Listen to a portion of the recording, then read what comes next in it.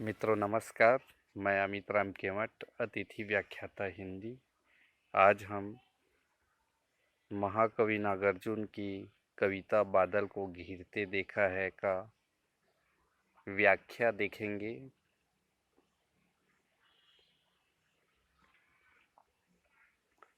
बादल को घिरते देखा है, यह कविता नागार्जुन के कविता संग्रह युग धारा से संकलित है।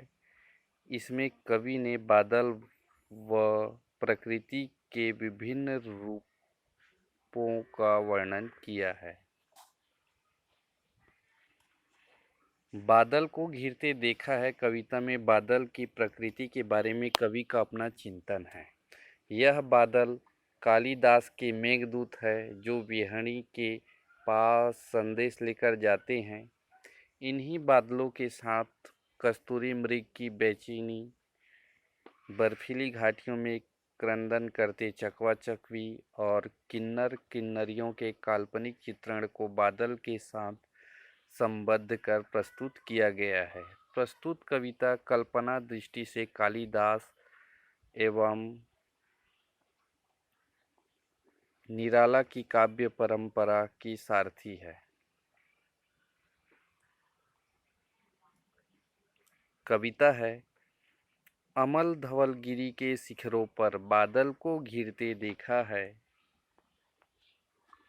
छोटे छोटे मोती जैसे उसके शीतल तुहिन कणों को मानसरोवर के उन स्वर्णिम कमलों पर गिरते देखा है। बादल को घिरते देखा है।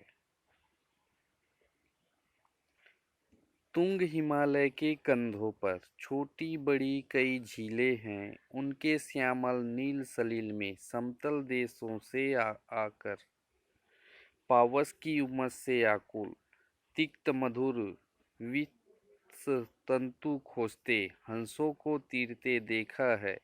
बादल को घिरते देखा है।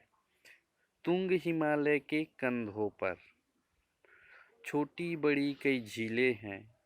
उनके श्यामल नील सलिल में समतल देशों से आकर पावस की उमस से आकुल तिक्त मधुर विषतंतु खोजते हंसों को तीरते देखा है। बादल को घिरते देखा है। बादल को घिरते देखा है। भावार्थ है, प्रस्तुत पद्यांश में कवि कहते हैं कि इन्होंने हिमालय के उज्ज्वल शिखरों पर बादलों को घिरते देखा है। कवि ने बादलों के मोती जैसे शीतल कणों को ओस की बूंद के रूप में मानसरोवर झील में स्थित कमल पत्रों पर गिरते देखा है। हिमालय की ऊंची ऊंची चोटियों पर अनेक झीलें स्थित है।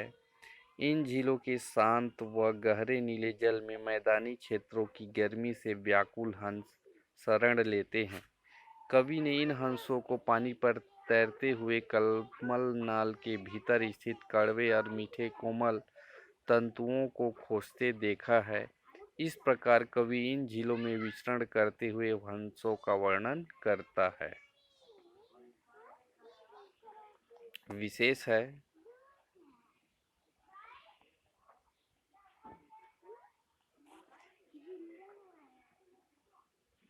बादल का मानवीकरण किया गया है। अतः मानवीकरण अलंकार का प्रयोग है। छोटे छोटे में पुनरुक्ति प्रकाश अलंकार है तथा मोती जैसे में उपमा अलंकार है। आकर एवं श्यामल नील सलिल में अनुप्रास अलंकार है। उमस देशज शब्द है।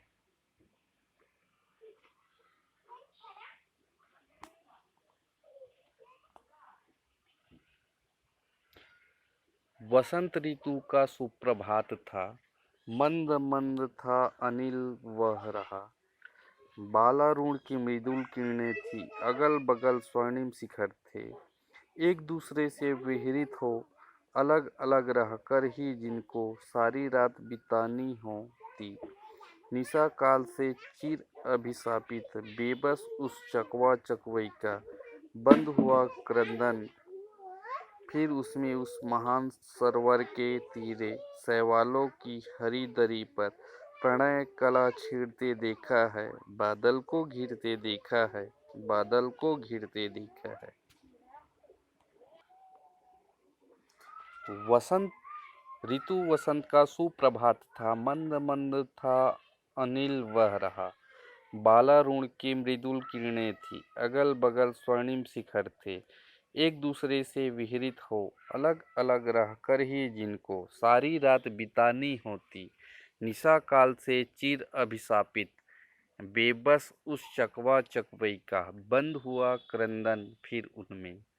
उस महान सरोवर के तीरे शैवालों की हरी दरी पर प्रणय कला छिड़ते देखा है, बादल को घिरते देखा है, बादल को घिरते देखा है। दुर्गम बर्फानी घाटी में 7 सहस्त्र फुट ऊंचाई पर अलख नाभि से उठने वाले नीच के ही उन्माद परिमल के पीछे धावित होकर तरल तरुण कस्तूरी मृग को अपने पर चढ़ते देखा है, बादल को घिरते देखा है। दुर्गम बर्फानी घाटी में 7 सहस्त्र फुट ऊंचाई पर अलख नाभि से उठने वाले नीच के ही उन्माद परिमल के पीछे धावित होकर तरल तरुण कस्तूरी मृग को अपने पर चढ़ते देखा है, बादल को घिरते देखा है, बादल को घिरते देखा है। भावार्थ है, इस अंश में कवि ने बसंत ऋतु की मादकता, चकवा चकवी का मिलन तथा कस्तूरी मृग की व्याकुलता का स्वाभाविक वर्णन किया है। कवि कहते हैं कि बसंत ऋतु के सुप्रभात में मंद मंद हवा बह रही है तथा प्रातःकालीन सूर्य की किरणें अपनी आभा चारों ओर फैला रही थी, जिससे आसपास के शिखर स्वर्णिम से प्रतीत हो रहे थे।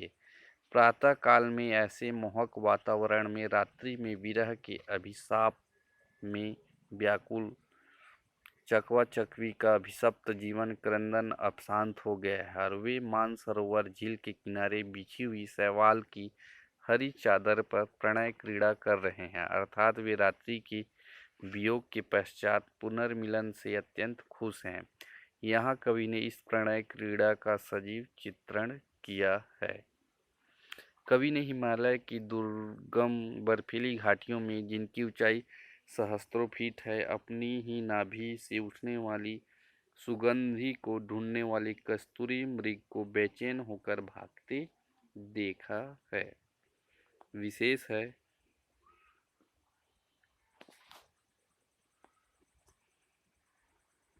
इसमें बसंत ऋतु की मादकता व कस्तूरी मृगों के स्वभाव का स्वाभाविक वर्णन है।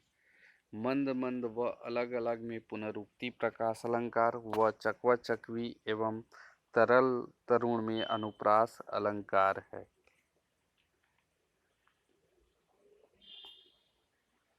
कहाँ गया धनपति कुबेर वह, कहाँ गई उसकी वह अलका।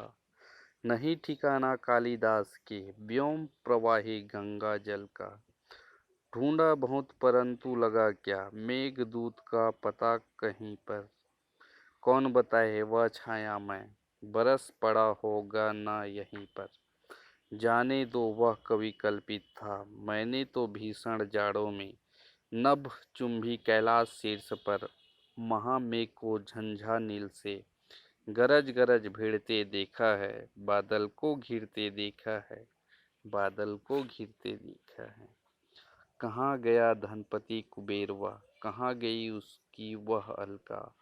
नहीं ठिकाना कालिदास के व्योम प्रवाही गंगा जल का।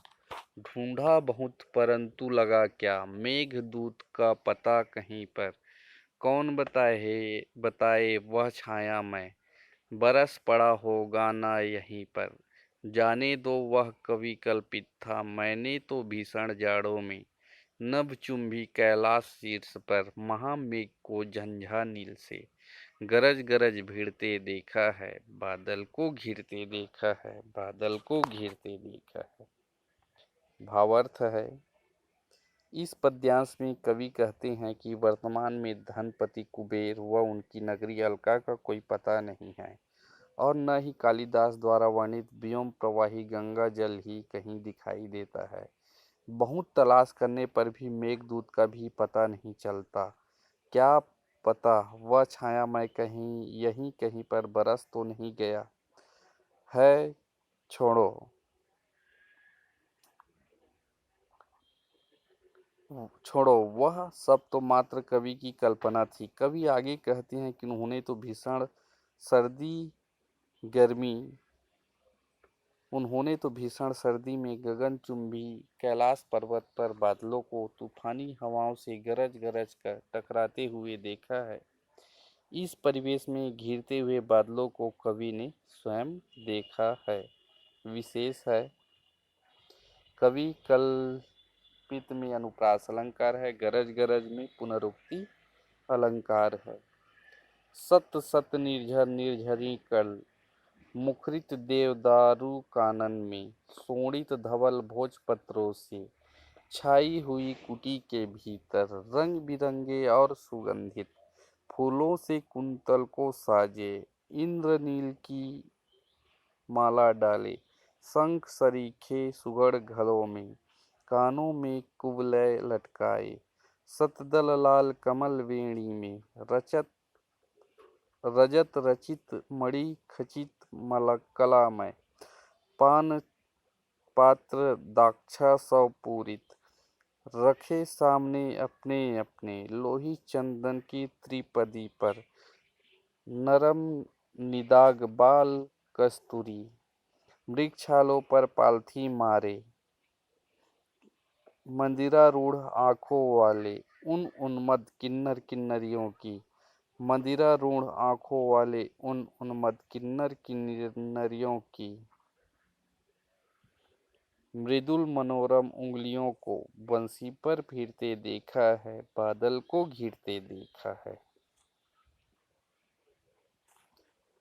सत सत निर्झर निर्झरी कल मुखरित देवदारू कानन में शोणित धवल भोजपत्रों से छाई हुई कुटी के भीतर रंग बिरंगे और सुगंधित फूलों से कुंतल को साजे इंद्रनील की माला डाले शंख सरीखे सुघड़ गलों में कानों में कुवलय लटकाए सतदल लाल कमल वेणी में रजत रचित मणि खचित कला में पान पात्र द्राक्षा सौ पूरित रखे सामने अपने अपने लोहित चंदन की त्रिपदी पर नरम निदाग बाल कस्तूरी मृगछालों पर पालथी मारे मदिरारूढ़ आंखों वाले उन उन्मत्त किन्नर किन्नरियों की करुणामय आंखों वाले उन उन्मत्त किन्नर किन्नरियों की मृदुल मनोरम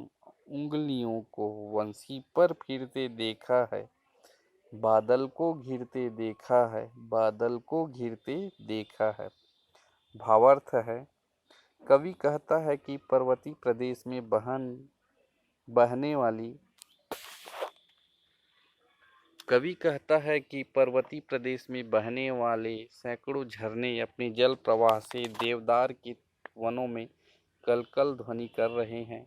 वहीं देवदार के वृक्षों के नीचे लाल और सफ़ेद भोजपत्रों से निर्मित कुटिया के अंदर रंग बिरंगे फूलों से केशों को सजाकर इंद्र नीलमणियों के हार पहने हुए कानों में नीलकमल और वेणी में लाल कमल लटकाकर लाल चंदन की तिपाई पर चांदी से बने और मड़ियों से जड़े हुए मदिरा पात्रों के अंगूरी शराब सामने भरकर वह मुलायम मुलायम और बेदाग छोटे कस्तूरी हिरणों की छाल पर पालथी मारकर बैठे हुए तथा मदिरा पान के कारण हुए लाल लाल नेत्रों में मस्त किन्नरियों की बांसुरी पर अपनी कोमल व मनोहर उंगलियों को फेरते हुए देखा है। पुनः एक बार कवि कहता है कि पर्वतीय प्रदेश में बहने वाले सैकड़ों झरने अपनी जल प्रवाह से देवदार के वनों में कलकल ध्वनि कर रहे हैं।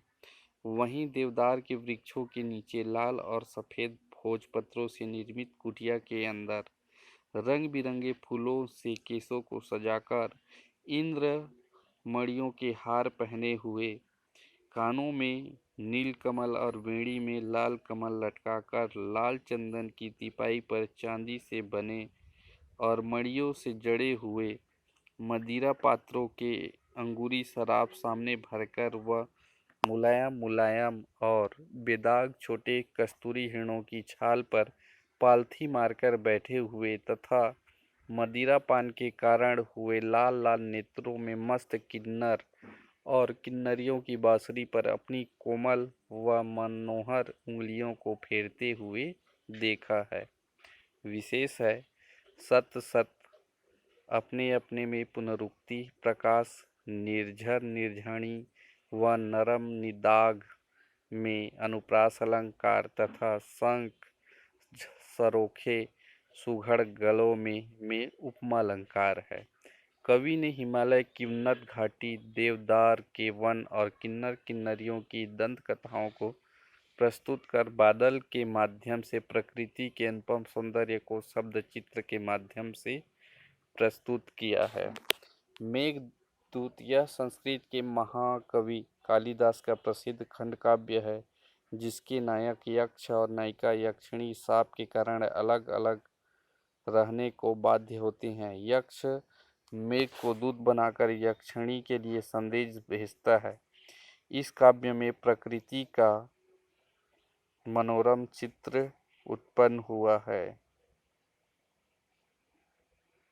मित्रों, यह था बादल को घिरते देखा है, महाकवि नागार्जुन की प्रसिद्ध कविता का व्याख्या,